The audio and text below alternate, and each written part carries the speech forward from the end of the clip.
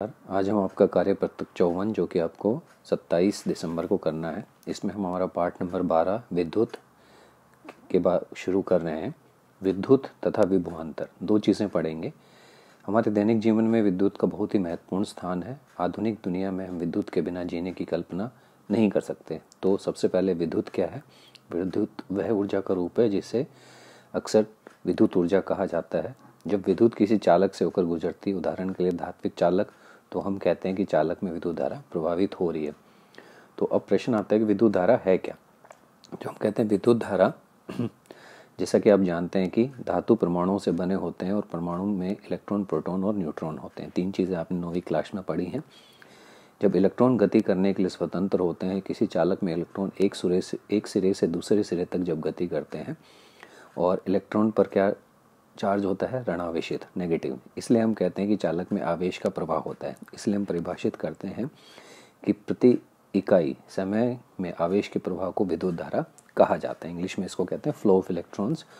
हमें इसके प्रतीक आई के रूप में निरूपित किया जाता है और आई बराबर क्यू अपॉन टी। इसका फॉर्मूला आपको ध्यान में रखना है। क्यू का मतलब कितना आवेश और टी मतलब लिया गया समय। इसका एसआई मात्रक एम्पेयर। तो 1 एम्पेयर बराबर 1 coulomb upon 1 second. I is equal to Q upon T, ये इसका फॉर्मूला है।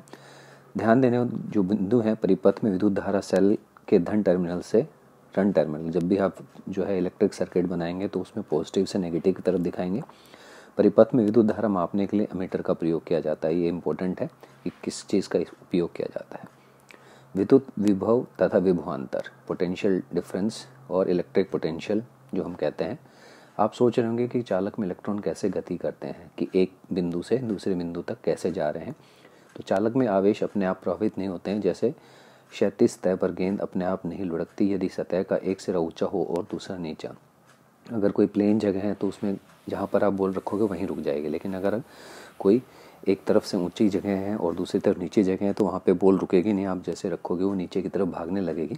तो इसी तरह से इलेक्ट्रॉन तभी गति करते हैं जब तारों के सिरों पर विद्युत ऊर्जा का अंतर हो। ऊर्जा का यह अंतर विभवांतर कहलाता है, दो पॉइंट्स के बीच में। परिपथ में एक बैटरी या सेल इस विभवांतर को उत्पन्न करता है। किसी परिपथ में इकाई आवेश को एक बिंदु से दूसरे बिंदु तक ले जाने के लिए किए गए कार्य को विभवांतर कहते हैं, पोटेंशियल डिफरेंस कहते हैं। V is equal to W upon Q इसका फॉर्मूला है। W किया गया कार्य और Q लिया गया आवेश।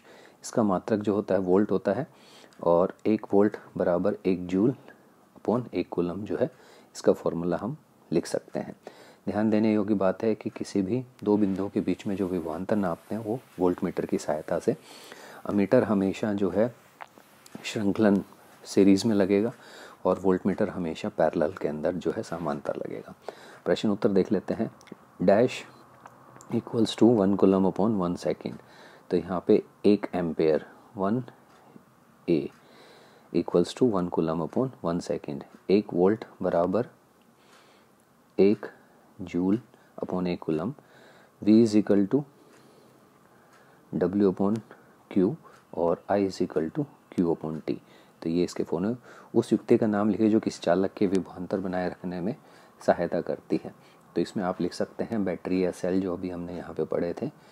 ये बैटरी या सेल जो है, यह कहने का क्या अर्थ है कि दो बिंदुओं के बीच विभवांतर V है।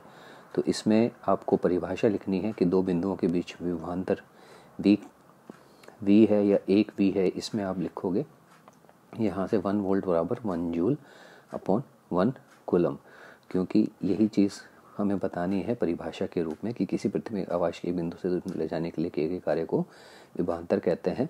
जब उसमें 1 कूलम चार्ज को एक बिंदु से दूसरे बिंदु तक ले जाने में किया गया कार्य 1 जूल है, तो उनके बीच में विभवांतर क्या होगा? 1 वोल्ट होगा। ठीक है।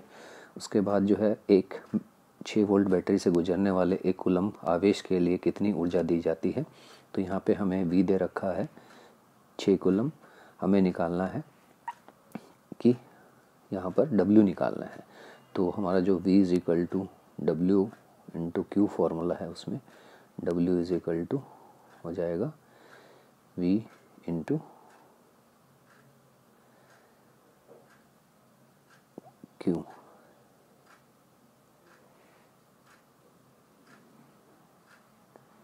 ये अपॉन में था ना, और यहाँ पर आपका हो जाएगा W आपको निकालना है, V दिया हुआ है 6 और इंटू 1, तो ये हो जाएगा 6 जूल किया गया कार्य। पांचवें प्रश्न को भी इसी तरह से करना है, W निकालना है 24, तो 24 इंटू 3 हो जाएगा, तो उसमें आ जाएगा आपका 72 जूल। तो इस तरह से दोनों चौथे और पांचवें प्रश्न में फॉर्मूला सेम वही है, V is equal to W upon Q। तो W is equal to V into Q। V एक में आपका 6 दे रखा है, एक में 24 दे रखा है, I जो है Q जो है एक में 1 है और एक में 3 है, तो इसके आधार पे करेंगे। उम्मीद है वर्कशीट समझ में आ गई। देखने के लिए धन्यवाद।